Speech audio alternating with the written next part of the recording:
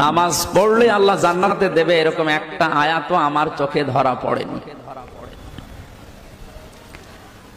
আমরা এখানে যারা আছি আলেমরা, আপনি একটা আয়াতও বলতে পারবেন কিনা আমি জানি না। নামাজ পড়লে আল্লাহ জান্নাত দেবে আমি পাইনি।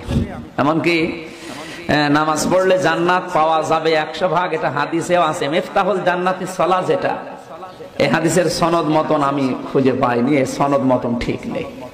তার মানে আমার মনে হয় এটা একটা আরবি প্রবাদ।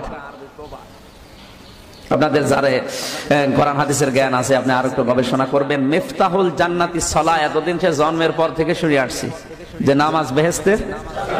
কোনদিন পড়িয়েছেন? শুনে আমি এই জন্য বারবার বলি, আমরা এখানে যারা আসি অধিকাংশ গুলো আমরা শুনিয়ে মুসলমান, পড়িয়ে না। একটু পড়তে গেলে কিন্তু এর গোড়া খুঁজে পাওয়া যাবে না। হ্যাঁ, আউয়ালু মা ইউহাসাবু বিহিল আবদু ইয়াউমাল কিয়ামাতিস সালাহ, এটা আছে। কিয়ামতের দিন সর্বপ্রথম আল্লাহ আপনার কাছ থেকে নামাজের হিসাব, সেজদার হিসাব নেবেন, এটা ঠিক আছে। আরো যাদেরকে সেজদা দেওয়ার জন্য আল্লাহ আহ্বান জানাবেন, দুনিয়ায় যারা সেজদা দেয়নি ওরা উল্টিয়ে পড়বে। এটা সূরা কলমের ভেতরে আল্লাহ দিয়েছেন, যারা সেজদা দিতে পারবে না উল্টিয়ে পড়ে যাবে, লাঞ্ছিত অপমানিত হবে এবং ঘৃণা তাদেরকে আঁকড়িয়ে ধরবে। জোরে বলেন নাউজুবিল্লাহ। এক ব্যক্তি প্রচুর ইবাদত করত, আল্লাহ পাক তার ইবাদত করার জন্যে পাহাড়ের চূড়ায় একটা সুন্দর ব্যবস্থাও করে দিয়েছিলেন। সেখানে ডালিম গাছ হতো, ঝর্ণা আসতো, খাবারের কোনো অভাব নাই। হাদিস এসেছে 500 বছর সে ইবাদত করেছে। কত বছর? কিয়ামতের মাঠে এই ব্যক্তির অবস্থা এমন হবে, তাকে জান্নাতে প্রবেশ করানোর জন্য নিয়ে যেতে বলা হবে যাও আমার রহমতে জান্নাতে চলে যাও। আল্লাহ পাক তাকে এই কথাটা বলবেন। কিন্তু এই ব্যক্তি বলবে আমার আমলের কারণে আল্লাহ পাক বলবেন আমার রহমতে জান্নাতে চলে যাও। ব্যক্তি বলবে আমার আমলের কারণে। আল্লাহ রাব্বুল আলামিন তখন তাকে দেওয়া সমস্ত নেয়ামতগুলোকে এক পাল্লায় করবেন, আর তার সমস্ত আমলকে আরেক পাল্লায় করবেন। একটা চোখের যে নেয়ামত আল্লাহ পাকের, সমস্ত আমলও 500 বছরের ইবাদত এতটুকু হয়নি। তারপর তাকে বলা হবে ওকে জাহান্নামে নিয়ে যাও।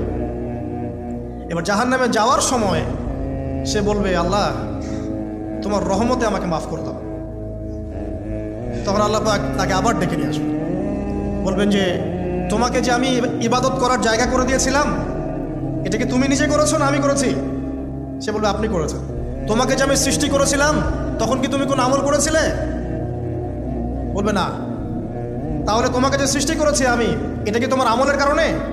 না। তোমাকে সারা দুনিয়াতে এত নিয়ামত দিয়েছি, এটা কি তোমার আমলের কারণে? সে বলবে না। তখন তাকে জান্নাতে প্রবেশ করানো হবে। কিয়ামতের মাঠে এমন অনেক ঘটনা ঘটবে যেটা আমাদের চিন্তার বাইরে। আরেকজন ব্যক্তিকে ডেকে আনা হবে, যে ব্যক্তি একটা দুটা নয় বরং 100টা খুন করেছে। সে 99 জন মানুষকে হত্যা করার পর ফতোয়া খুঁজে বেড়াচ্ছিল যে আমার তওবা কবুল হবে কিনা। একজন আবেদের কাছে গিয়েছে। আবেদ আর আলেম কিন্তু এক জিনিস না। আবেদ মানে যে প্রচুর ইবাদত করে, তার জ্ঞান কম, সে শুধু জানে কিভাবে ইবাদত করতে হয়।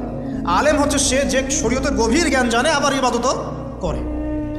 আবার যারা জ্ঞান আছে আমল নাই, সেও কিন্তু প্রকৃত আলেম না। প্রচুর জ্ঞান আছে কিন্তু জ্ঞান অনুযায়ী আমল করে না, সেও কিন্তু প্রকৃত আলেম নন।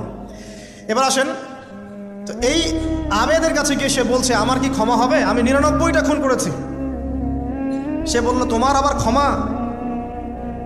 তোমার ক্ষমা নাই। তখন এই ব্যক্তি এই আবেদকে হত্যা করে 100টা খুন পূর্ণ করলো, ওকেও সে মেরে ফেলছে।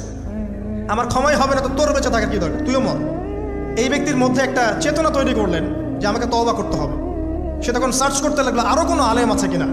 এরপর অনেক দূরে একজন আলেমের সন্ধান পাওয়া গেল। সে সেখানে গেল, তাকে গিয়ে বললো আমার কি ক্ষমা হবে?